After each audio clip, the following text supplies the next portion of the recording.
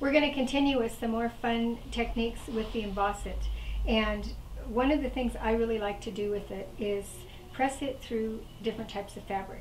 And I've got a couple things here, but just to give you some ideas. You can do cheesecloth, and you can pull the holes and get them irregular and lay it down. And if you push the Emboss It through it and then do it in a dark color, a green or brown, you've got lizard skin or alligator skin. You also can get the cushiony shelf liner. I think Rubbermaid makes it. It's like a honeycomb, and you can push the Emboss It through that and you get a really interesting look. And what I've got here today is lace, which is one of my favorite things to do. You can really get some beautiful effects if you just imagine doing one of the whites with the lace detail, and then maybe your silver glaze or your silver wax, and just some really elegant, beautiful, soft things.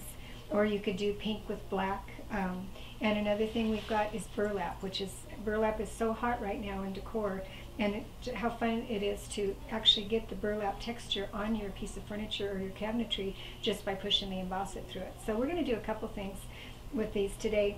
I've got a board here that's been prepared with a couple coats of marigold, one of my favorite colors, and it's been distressed slightly, but there's nothing else on it, no wax, no glaze, or clear coat. And so I'm just going to wipe it down and make sure it's nice and clean. And I'm going to do half of it with the burlap and half of it with the lace so you can see the difference.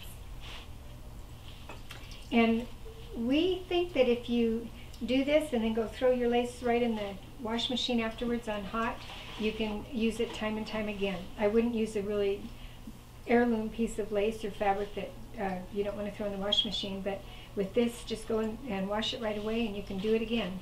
And just another couple ideas to think of: if you've got a cabinet with raised panels like this, think about taping it off and just doing the center panel or just doing the surround, and you can get some really unusual effects and add a lot of detail.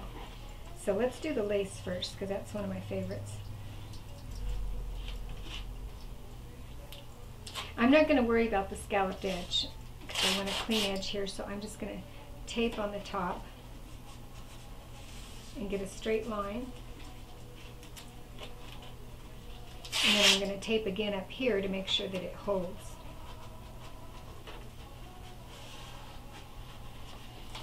And again, the secret is with the Emboss It, do not overwork it. I know the first couple times that I used it, I was playing with it, moving it, and it gets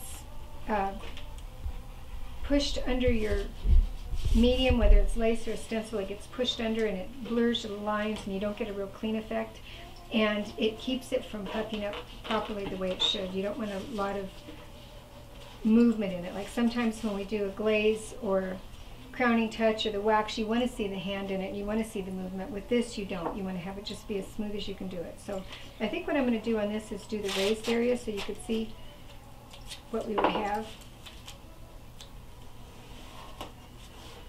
And I always have a wet rag with me too, pretty much anytime I do any kind of decorative painting, because it's handy when you, whoops, something happens that you didn't want to happen, you can clean it up real quick. So I've got one here today.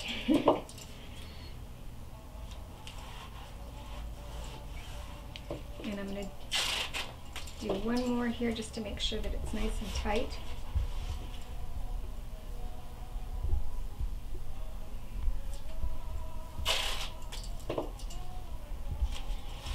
And I always start with the Emboss It on one side and just work it across. Again, you don't want to be going back and forth and pushing it under your medium, so you just want to start on one side and bring it across. And we've got a spatula this size today, but if you've got one even wider, that's even better. You don't have to go over as many times.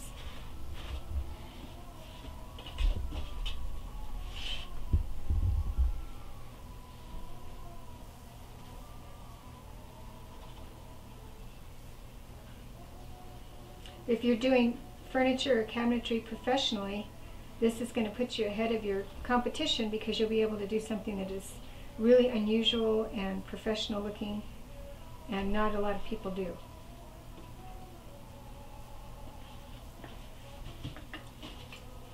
Okay, so I'm going to take my spatula and just work straight across, and again I'm keeping the spatula angled down so it's pushing it in and not across.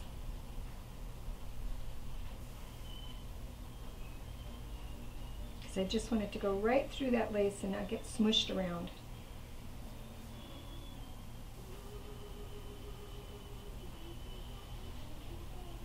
And a light touch is good. You don't want to push too hard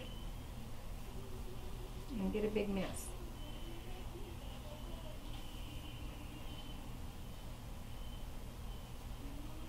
I'm going to put just a little bit more on the other side.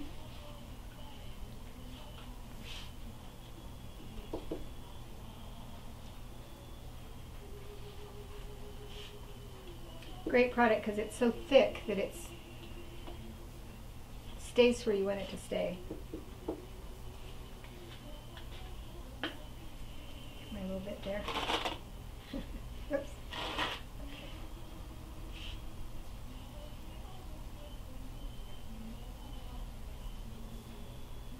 I'm erring on the side of less rather than more because I don't want it to get underneath my lace.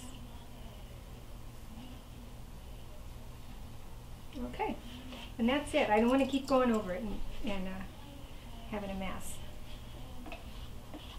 So I'm just going to wait just a few minutes here and then we'll pull it off.